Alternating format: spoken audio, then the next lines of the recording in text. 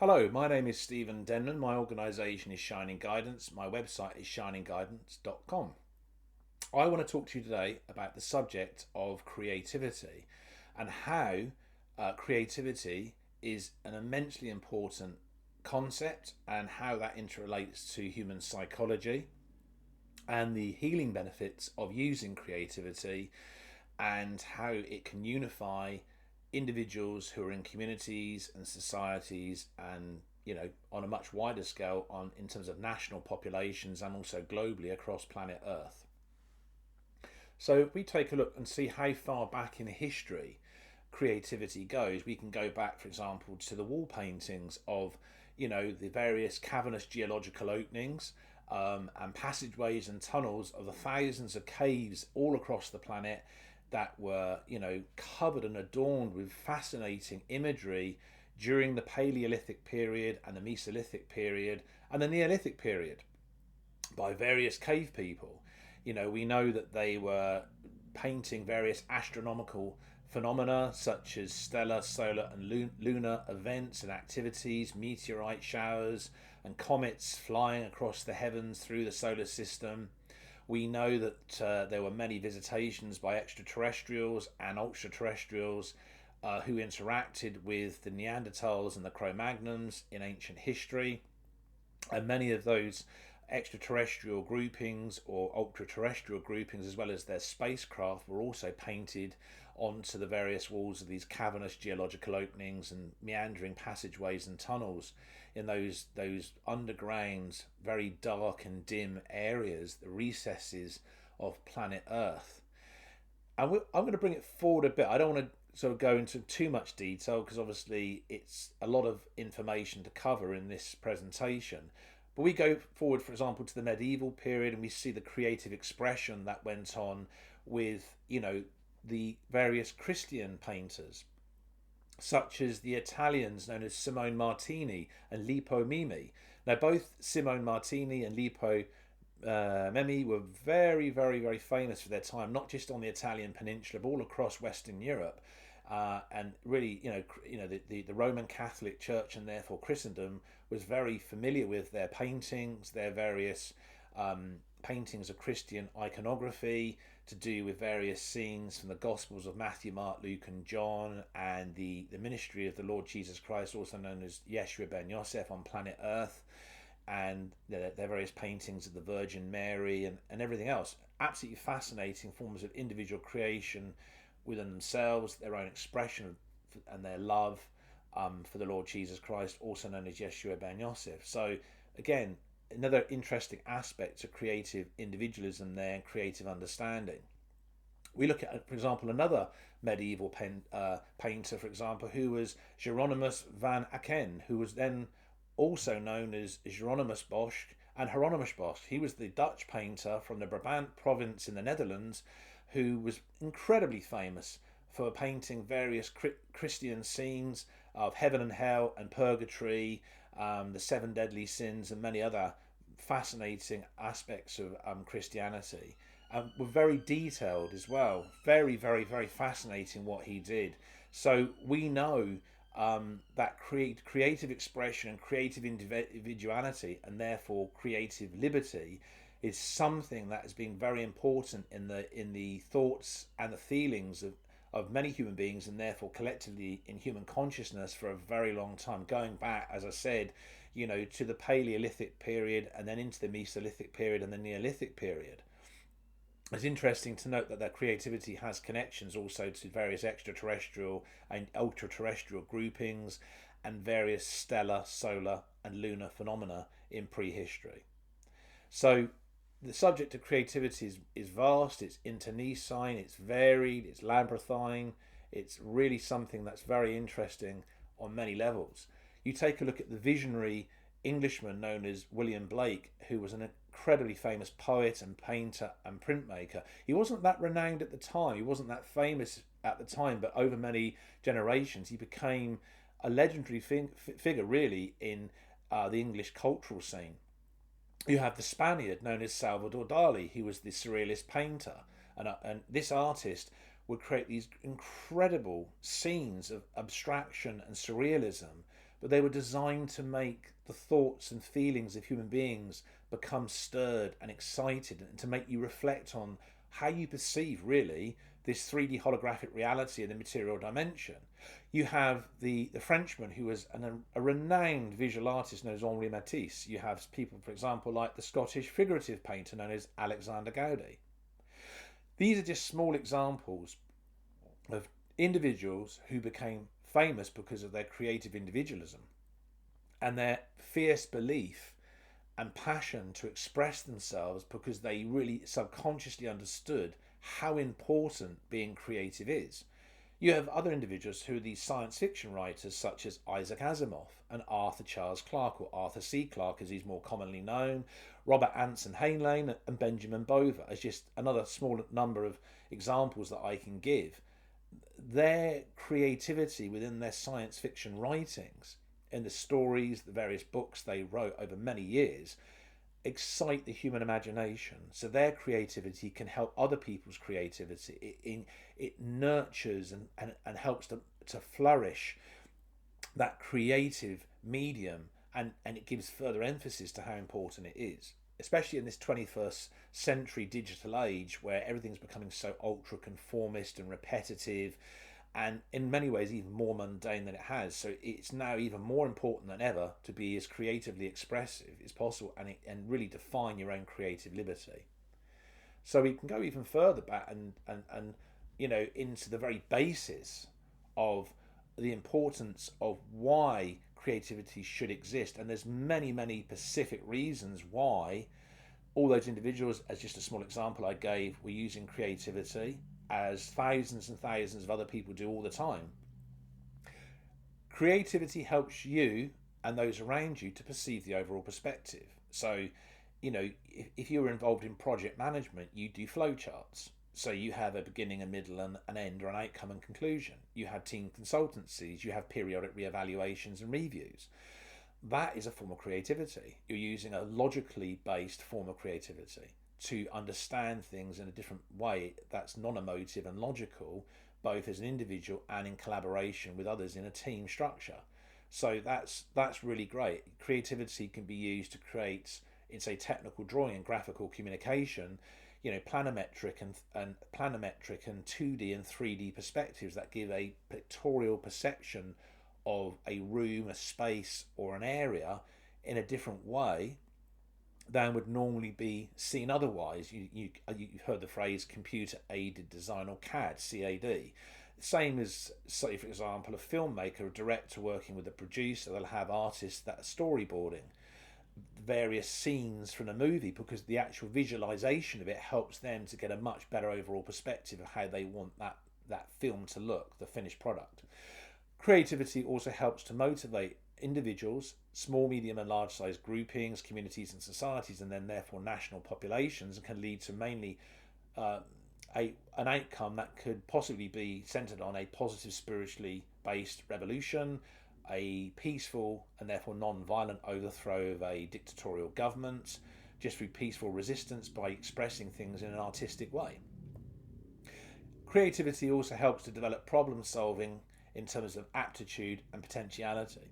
So if you're an individual that has complex technical things you need to deal with, you need to resolve, using creative approaches to dealing with that in a productive way can help you actually develop a better standard of aptitude and potential in how you can find resolutions.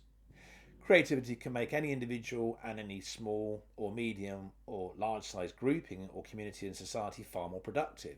Depends on the supervisors and the managers you have in place that are implementing those creative processes. So that's also a fantastic bonus.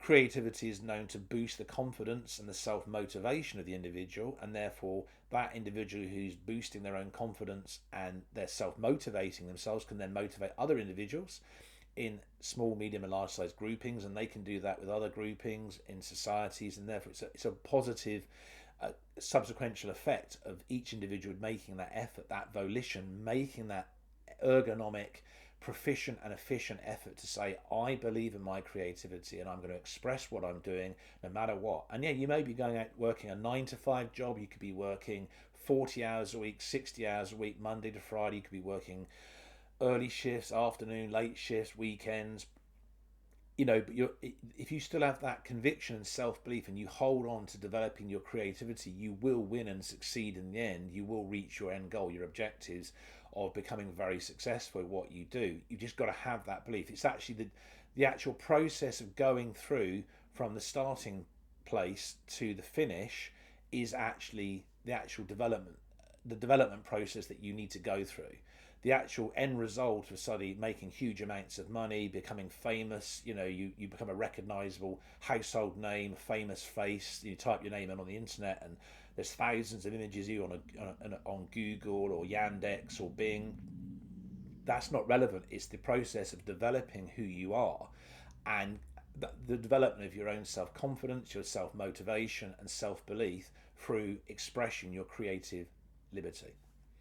And so lastly, in all these different very important reasons to be a creative individual is the fact that creativity enhances the clarity of the mind and helps the individual to be tuned in and fully aware of their emotions and feelings. And so they get any kind of mood swings, they're going to know why that is, and they're going to know what they're feeling, and they're going to know how to positively and effectively deal with that so it doesn't become escalated, so they're not going to look to cause an argument with an individual and get into an unnecessary conflict. So if that's the case there, then that individual can then help others learn. They could give workshops using the creative medium and emphasizing why creative liberty is important, and then those small, medium, large size groupings can then convey that and facilitate that to friends, family, neighbors.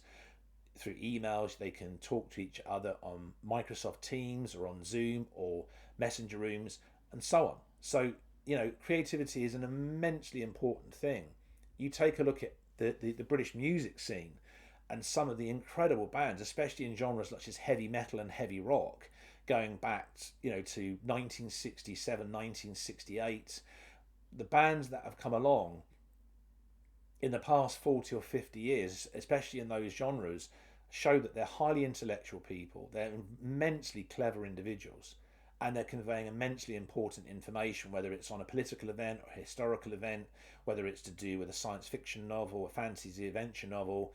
They're not doing, they're not writing about sort of, love and romance, sort of cheesy, repetitive subjects. They're writing on highly intellectual subjects that they're putting out there in a creative medium. So in other words, another thing that creativity is important for is to express complex ideas and subject matter in a medium that can reach other people in a more receptive way through a song, through a drum sequence, a bass line, through finger chords, bar chords, keyboard playing, the composition of the music, the lyrics, time changes, and so forth.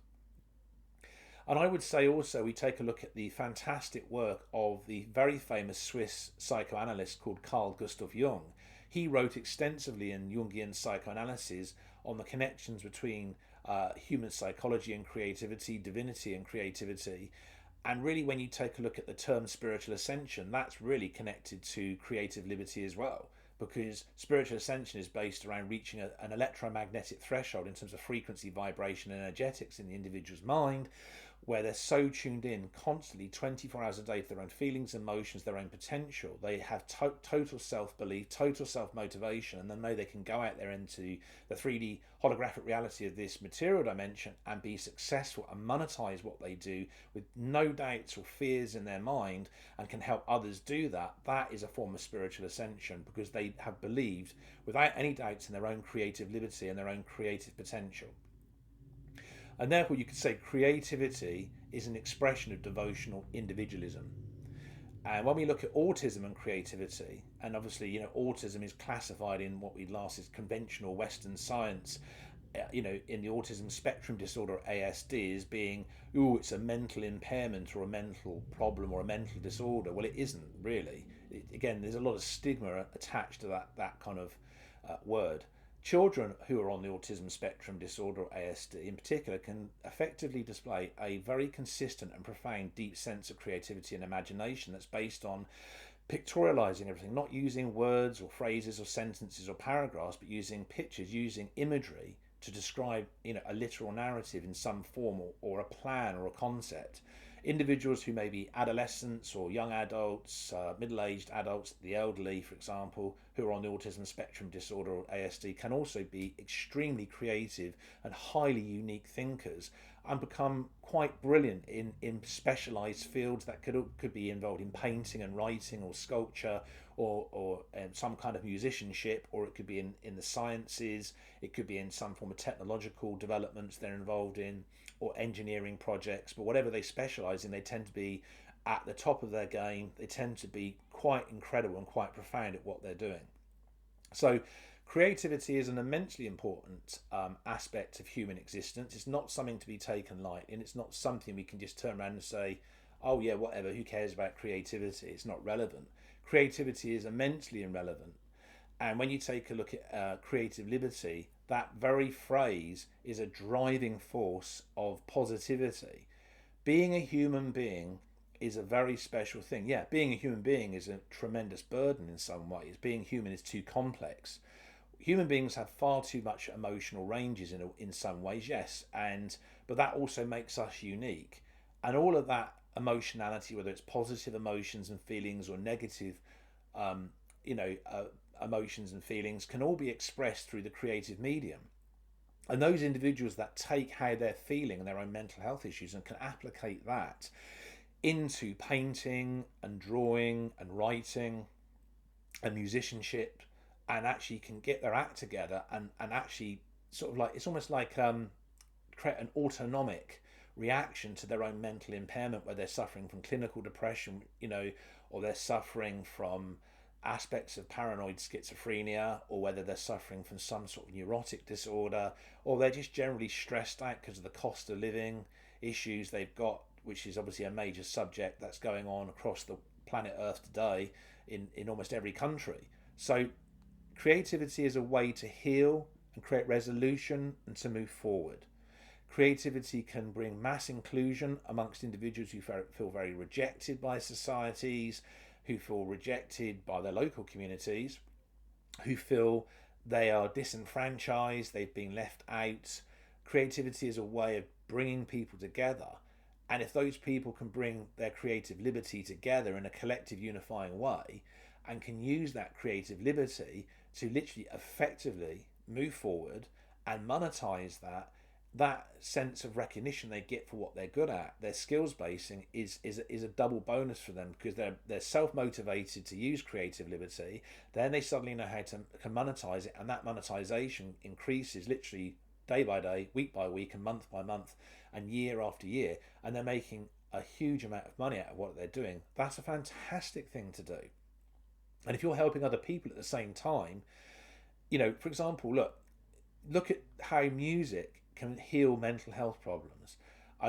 Going back to heavy metal and heavy rock and various other music genres, you take a look at a lot of the lyrics. If the songs are positively based and they're based on quite deep subjects, and to go into that now would be just too extensive to talk about. But if you're summarizing it in this way, if the song is talking about a political event or historical events, it's talking about a couple, a boyfriend and girlfriend that really loved each other, and then they split up, and it was very traumatic. That resonates with a lot of people. That resonates. That you resonate with that band, and you're going to think subconsciously, well, they're really creative, they're really talented, they really know how to express in their creative liberty these elements, these issues that all or most humans have to deal with through their lives on planet Earth, in this thing that we refer to as the 3D holographic reality of the material dimension.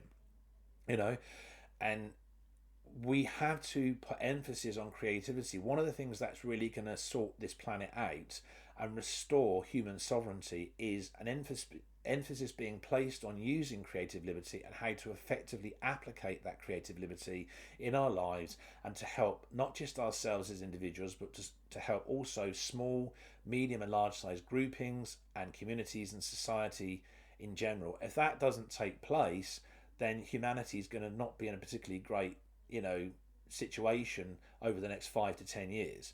So I'd say that we do need to put emphasis on that, and we should appreciate all the individuals that are in existence today in the 21st century, here in the digital age, and all those even going back to the Paleolithic period and the Mesolithic period and the Neolithic period, whether they are Neanderthals or Cro-Magnons or any other cave people, and all the different people from, all the different people that were medieval painters, that were creatively expressing themselves through the Renaissance, and every other creative individual who in their lives said subconsciously, I believe in my creative liberty and I'm going to express myself and my uniqueness.